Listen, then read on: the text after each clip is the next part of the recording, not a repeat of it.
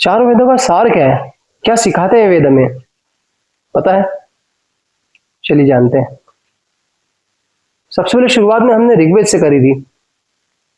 ऋग्वेद से शुरू में हमने जाना अग्नि के बारे में, फिर इंद्र के बारे में, फिर हमने यज्ञ को समझा, फिर सामवेद के मंत्रों का गायन को जाना। क्या महत्व है गायन का सामवेद में, किस तरह से सामवेद समझा जाता है। फिर अथर्ववेद में जीवन और कल्याण से जुड़े विचारों को समझा। फिर हम उपनिषदों तक पहुंचे। फिर सवाल आया कि मैं कौन हूं। लेकिन एक अब सबसे बड़ा सवाल सामने आया है कि इन सबका आखिरी सार है क्या? क्या वेद केवल पूजा पाठ और यज्ञ के बारे में है, या हजारों साल पुराने इन ग्रंथों में मनुष्य के जीवन को समझने का कोई बड़ा संदेश छिपा है? आज हम चारों वेदों की पूरी यात्रा को एक साथ करने की कोशिश करते हैं। जो भी हमने अभी पढ़ा, जो भी समझा, उसके बारे में भी हम अब जानने की कोशिश करते हैं शॉर्ट में। ठीक है, हमारी यात्रा सबसे पहले पहुंची थी ऋग्वेद से, जहां हमने देखा प्राचीन ऋषि अपने आसपास की प्रकृति को केवल देखते नहीं थे, वे उससे संवाद करते थे। सूर्य को देखा तो उसके प्रकाश और यज्ञ से जोड़ा। वर्षा, वायु, जल और आकाश, प्रकृति की इन शक्तियों के प्रति उन्होंने स्तुति और कृतज्ञता व्यक्त करी। यानी हमारी यात्रा की शुरुआत हुई प्रकृति को समझने और उसके प्रति सम्मान से। यजुर्वेद ज्ञान को कर्म में बदलना। फिर हमारी यात्रा यजुर्वेद तक पहुंची। यहां केवल मंत्र बोलना पर्याप्त नहीं था। मंत्र कैसे किया जाए, उसमें क्या धुन दी जाए, कौन सा कर्म किया जाए, कौन सी प्रक्रिया कैसे पूरी हो, इन सबका महत्व सामने आया। यानी ऋग्वेद ने हमें विचार और स्तुति की दुनिया दिखाई और यजुर्वेद ने हमें याद दिलाया। सामवेद में ज्ञान में सुर, स्वर और भावना के बारे में बताया। वैदिक परंपरा अब स्वर और गायन के माध्यम से सामने आई। मंत्रों को विशेष तरीके से गाया गया। यहां हमने समझा कि शब्दों के साथ उनका उच्चारण, स्वर और भाव भी महत्वपूर्ण हो सकता है। यानी ज्ञान केवल पढ़ने की चीज नहीं है, उसे अनुभव भी किया जा सकता है। और फिर हमारी यात्रा पहुंची अथर्ववेद तक। यहां हमें वैदिक परंपरा का एक ऐसा पक्ष और दिखाई दिया जहां मनुष्य के दैनिक जीवन, परिवार, स्वास्थ्य, शांति, सुरक्षा, प्रकृति और कल्याण से जुड़े विचारों के बारे में पता पड़ा। इससे एक बात साफ दिखाई देती है, ज्ञान केवल आश्रम और यज्ञशाला तक सीमित नहीं था, उसका संबंध मनुष्य के वास्तविक जीवन से भी था। लेकिन चारों वेदों की यात्रा के बाद भी ऋषियों के मन में एक सवाल बाकी था। अगर हम प्रकृति को समझ लें, कर्म को समझ लें, मंत्र और स्वरों को समझ लें, जीवन को समझ लें, खुद को ही ना समझे तो क्या मतलब? फिर सवाल आया कि मैं कौन हूं? क्या मैं केवल एक शरीर हूं? क्या मेरे भीतर कोई ऐसा तत्व है जो शरीर से भी गहरा है? और इस तरह हमारी यात्रा पहुंची उपनिषदों तक। फिर उसके बाद उपनिषदों में प्रश्न और भी गहरे हो गए। अब ऋषि मुनि केवल यह नहीं पूछते कि यज्ञ कैसे करें, बल्कि यह भी पूछते थे सत्य क्या है,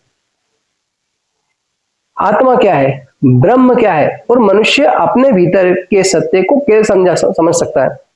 यानी हमारी यात्रा बाहर से शुरू हुई थी और धीरे धीरे भीतर की ओर बढ़ने लगी। फिर चारों वेदों का सार समझने की कोशिश करी कि अगर पूरी यात्रा को हम समझे तो वेद हमें प्रकृति के प्रति सम्मान, सही कर्म, अनुशासन, ज्ञान, कृतज्ञता और सत्य को खोजने की प्रेरणा देते हैं। लेकिन हमें यह भी समझना चाहिए कि वेदों को कोई एक छोटा विषय नहीं है या छोटा वाक्य नहीं है, या जिसको हम छोटे से शब्दों में पिरोकर उस वाक्य को पूरा कर दे। वे बहुत विशाल वैदिक साहित्य और परंपरा का हिस्सा है। इसलिए वेदों का सार कहना वास्तव में उनकी पूरी विविधता को एक सरल जीवन दृष्टि में समझने की कोशिश है। हजारों साल पुराने इन विचारों को आज हमारे जीवन में संबंध क्या है? बिल्कुल संबंध है। आज हमारे पास टेक्नोलॉजी है, सुविधाएं हैं, जानकारी है, लेकिन फिर भी तनाव है, टेंशन है, चिंता है, भविष्य की बेचैनी, कल क्या होगा। शायद इसलिए आज भी हमें इन मूल प्रश्नों की जरूरत है। क्या हम प्रकृति का सम्मान करते हैं? क्या हमारा ज्ञान हमारे कर्मों में दिखाई देता है? क्या हम अपने मन को समझने के लिए समय निकाल पाते हैं? और सबसे बड़ा सवाल है क्या हम खुद को जान पाते हैं कि हम है कौन, हम क्या कर रहे हैं? अगर हमारी पूरी यात्रा को एक कहानी में रखे तो यह यात्रा कुछ ऐसी दिखाई देती है जैसे प्रकृति को देखना, उससे सीखना, सही कर्म करना, ज्ञान को अनुभव करना, जीवन को बेहतर बनाना और अंत में स्वयं को जानने की कोशिश करना। शायद यही हमारी वेदों की यात्रा का सबसे सुंदर संदेश है। आज हमने ऋग्वेद से शुरुआत की और चारों वेदों की यात्रा को इस पड़ाव पर खड़े हैं। लेकिन सच कहे तो ये अंत नहीं है, क्योंकि वेदों के बाद भारतीय ज्ञान परंपरा हमें उपनिषदों, दर्शन और जीवन के अनेक गहरे प्रश्नों की ओर ले जाती है। हमारी यात्रा अब बाहर की दुनिया से कहीं आगे बढ़कर मनुष्य की भीतर की दुनिया में प्रवेश करने वाली है।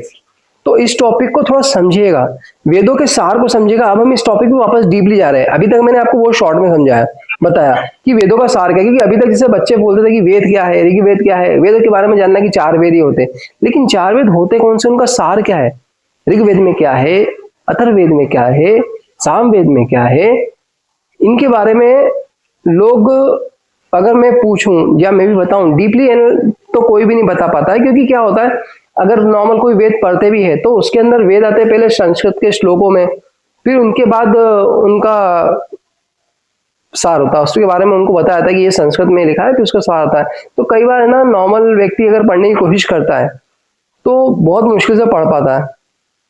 तो मैं कोशिश कर रहा हूँ अपने शब्दों में, किसी को हर्ट ना हो प्लीज, मैं अपने शब्दों में समझाने की कोशिश कर रहा हूँ शॉर्टकट तरीके से, कि कम से कम बच्चे पहचाने से, समझे से, लोग भी, पब्लिक भी समझे कि वेद है क्या। ठीक है, चलिए, अगर आपको मेरा टॉपिक अच्छा लगे तो प्लीज कमेंट जरूर करिएगा। मैं शॉर्ट वीडियो बना के कोशिश कर रहा हूँ आप लोगों को इस ज्ञान के बारे में, परंपरा के बारे में जानने की। क्योंकि क्या होता है, हमें हमारे उपनिषद, हमारे ज्ञान, हमारे धर्म, हमारे वेद, ये सबका जानकारी हर घर के हर व्यक्ति को होना चाहिए, तभी सनातन बनता है। चलिए, मिलते हैं फिर अगले टॉपिक पे। धन्यवाद।